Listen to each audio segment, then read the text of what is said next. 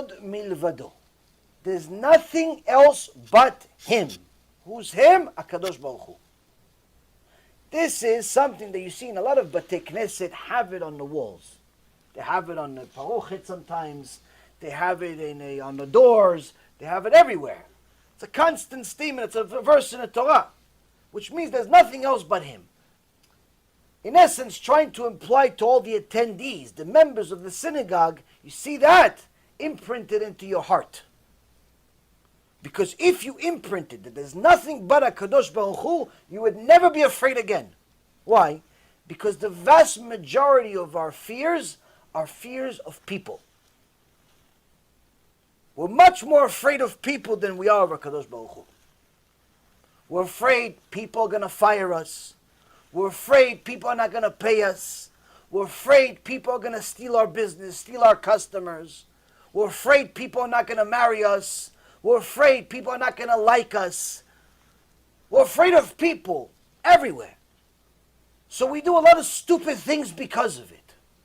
A lot of women that are immodest are not immodest because they're reshaim. They become reshaim due to their immodesty, according to Hashem's laws. But they're not immodest because they want to be reshaim. She's not wearing a 3-foot-long wig because she wants to go against the HaKadosh Baruch Hu. She's not wearing a mini skirt that practically is useless to cover anything because she wants to go against the HaKadosh Baruch Hu. No, she's a Bat Yisrael, she's a good neshama. Why is she immodest? Because she's afraid that if she's not immodest, she's not going to fit in. And people are going to look at her as like, oh wait, you're wearing a dress all the way to the heels? What are you, from the years of Antiochus? What are you, the Imam's wife? What are you, ISIS? What's the matter with you? Why you look like that? Look like the rest of us. We emulate the Goyim, you emulate the Goyim. No. She does it not because she believes it. She does it because she's afraid. She's afraid of what people think of her. Instead of worrying about the Shekhinah, she's worried about the Shekhinah. Instead of worrying about Hashem's glory, she's worried about the neighbor. It so happens, Shekhinah and Shekhinah sound similar and spelled very similar in Hebrew. And Rabbi Yaron Reuven Shalom used to say this all the time. Why are you so worried about the neighbor and not the Shekhinah? Why? You think the neighbor is going to help you in Olam HaEmet? You think the neighbor is going to go up to the Shemaim and says, no, Hashem, I told her to wear the skirt. If she didn't wear that skirt, I would have made fun of her. You think that's going to help her?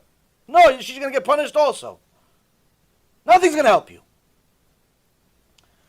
But a lot of women make this mistake because she's afraid that people are going to make fun of her. Her girlfriends, her frenemies, sometimes even her teachers.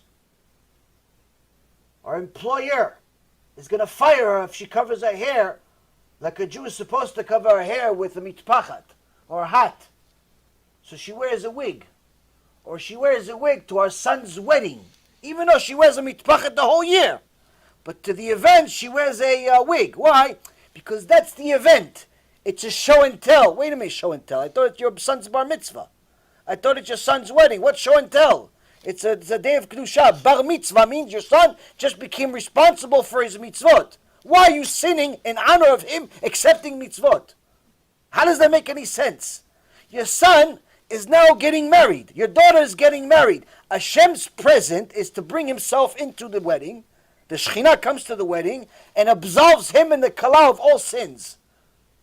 Why are you making the first sin? Why are you ruining this wedding? You know that if you're immodest and you do immodest things, guess what happens? Hashem's Shekhinah leaves the wedding. Why? Hashem doesn't go to a place of immodesty. So instead of your son being clean slated of all the garbage that he did for the first 20, 25 years, guess what? As a mom, you give him a nice present. What? A Shekhinah-less wedding. Thank you, Ima. Instead of getting a present from HaKadosh Baruch Hu of absolving him of all the sins, what happens? Shechina left. Why? Because you wanted to be immodest. Yeah, but everyone's going to make fun of me. Let them make fun of you until we see who's right. But she's afraid of all of her neighbors and all the people that attend the wedding, and she makes silly decisions. I have a woman that sent me a letter she sent to her boss. She works for a Jewish company, and the Jewish company happens to be a Jewish school. And she saw a few of our shulim, and she took off the wig, threw it in the garbage, and put a mitpachat. She came to school, the Jewish school, with a mitpachat. The principal of the school calls her to the office, says, listen, I have no idea what got into you, but if you don't take that thing off and start putting a wig on like everybody else, we're firing you. This woman, Baruch Hashem, she's married to a tzaddik, she's a tzaddikah herself, she wrote him a letter. You fire me, go ahead, I'll sue you. But I'm not putting on a wig. Baruch Hashem didn't fire. Why? Hashem runs the world. She had emunah, she had bitachon, she passed the test. Even when the so-called rabbi of the school threatened to fire her. Let him fire her, not Hashem fire her. So many women that unfortunately violate the sin of immodesty are afraid of other people. Sometimes they're afraid that if they don't walk around half naked, or at least look like they're naked because their clothes are so tight, you can't tell whether she's naked or she's actually wearing clothes. Because she's afraid that if she doesn't look that way, she won't find a shidduch. She'll stay single forever. Well, Sarah Imenu, she found a shidduch. Rivka found a shidduch. Rachel, Leah, they found shidduchim. Chana found a shidduch. All the tzaddikot find shidduchim. All the tzaddikot. They find shidduchim. I never heard of one woman that's smart, she didn't find a shidduch. It may not happen when you wanted it, but it happened in the end. Why? Hashem takes care of his people.